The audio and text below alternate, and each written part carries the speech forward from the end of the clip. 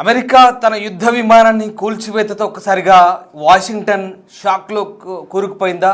US దాని మిత్ర దేశాలకు ఇది అత్యంత కీలకంగా భావిస్తున్నప్పటికీ పశ్చిమాసియాలోని యుఎస్ ఎయిర్ బేస్లే టార్గెట్గా ఇరాన్ విరుచుకుపడుతోంది. వాటిని కాపాడుకోలేకపోతుంది అమెరికా. దీంతో కీలక నిర్ణయం దిశగా ఇజ్రాయెల్ అడుగులు వేస్తోంది. యుఎస్ ఎయిర్ బేస్లను తమ దేశంలోకి మార్చుకునేలా ఏర్పాటు చేస్తోంది. యుద్ధం తర్వాత ఈ ప్లాన్ అమలు చేసే ఛాన్స్ ఉంది. యుఎస్ దళాలు మొత్తం వస్తే వార్ రిజర్వ్ స్టాక్ కేంద్రాలుగా ఉపయోగపడతాయని ఇజ్రాయెల్ భావిస్తోంది.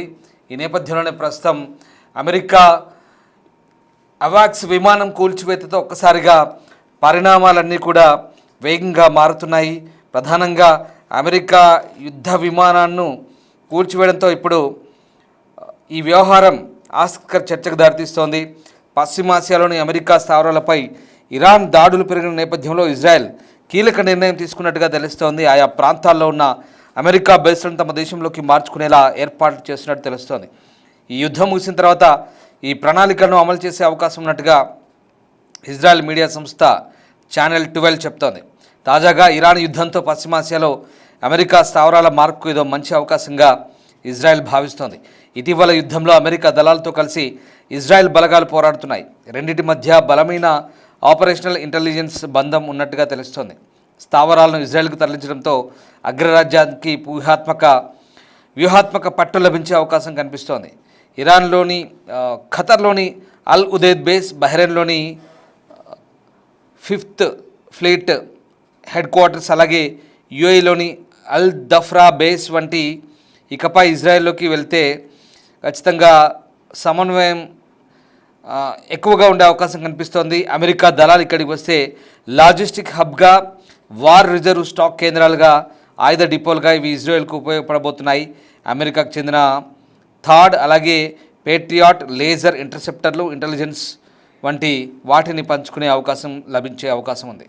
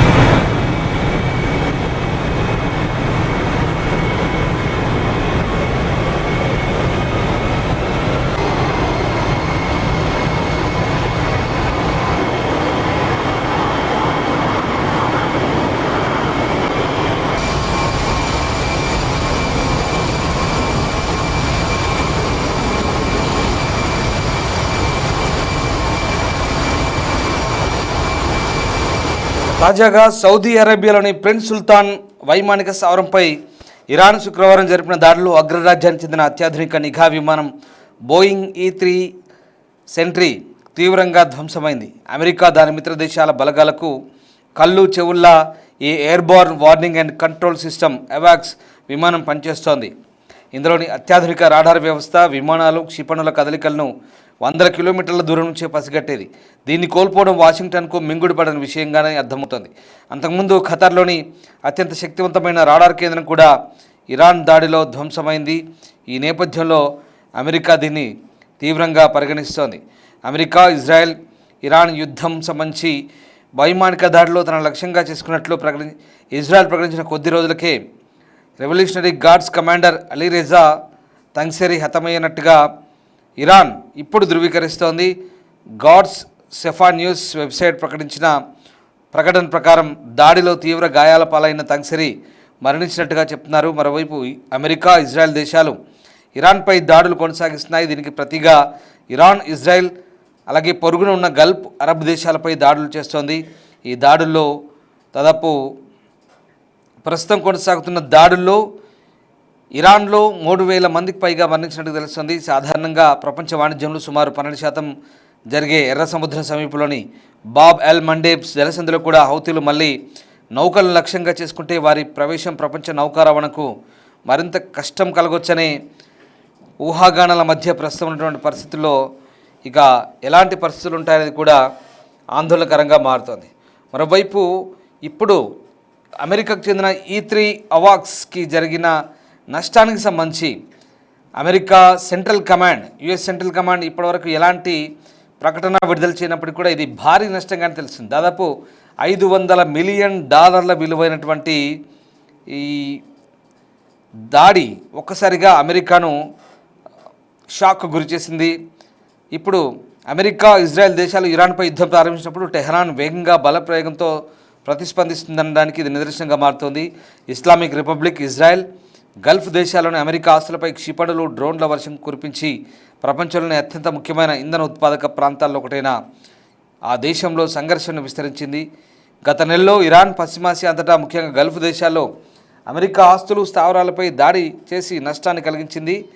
ఇక పోరాటం ప్రారంభమైన మొదటి 2 వారాల్లోనే దాదాపు $800 మిలియన్ నష్టం చేకూర్చినట్టుగా తెలుస్తోంది.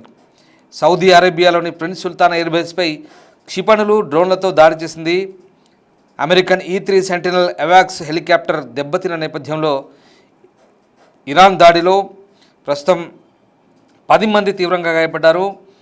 2 పరిస్థితి విషమంగా ఉంది. అలాగే ఈ బేస్లో ఉన్న గగనతల ఇంధన సరఫరా ట్యాంకర్లు కూడా దెబ్బతిన్న నేపథ్యంలో ప్రస్తుతం ఇక విమానం యొక్క తల, తోక భాగాలు మాత్రమే చెక్కుచెదరంగా ఉన్నాయి.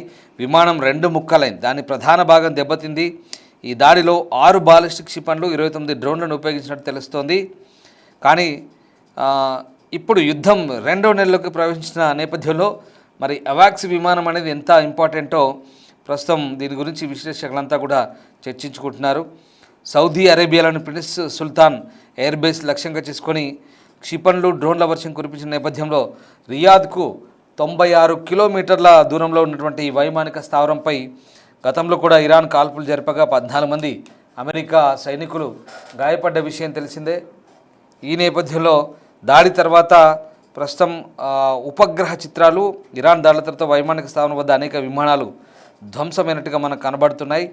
కనీసం 10 మంది అమెరికా సైనికులు గాయపడ్డారు. వారిలో 2 పరిస్థితి విషమంగా ఉన్నట్టుగా తెలుస్తోంది.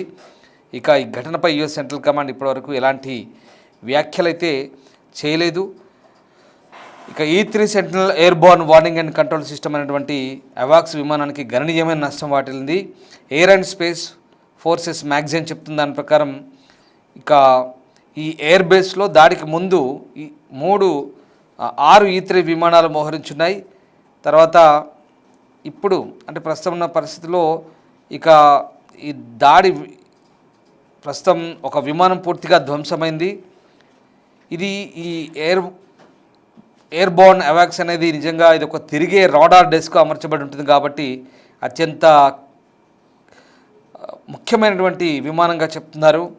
ఈ రాడార్ 375 కిలోమీటర్ల పైగా పరిధిని కలిగి ఇక బాధ్యతాయుతమైన అలాగే ఒక నియంత్రణ కలిగి నిఘా వ్యవస్థను చాలా కఠినంగా నిర్వర్తించేటువంటి ఈ విమానం దెబ్బతినడం ఇప్పుడు అమెరికాకు ఆందోళన కలిగించే అంశంగా చెప్తున్నారు. సో 1977లో అభివృద్ధి చేయబడినటువంటి విమానాలకు గొప్ప చరిత్ర అయితే ఉంది. ఆపరేషన్ డెజర్ట్ స్మార్ట్ కొసావ యుద్ధంలో ఈ వైమానిక దళం ఈ విమానాన్ని ఉపయోగించింది.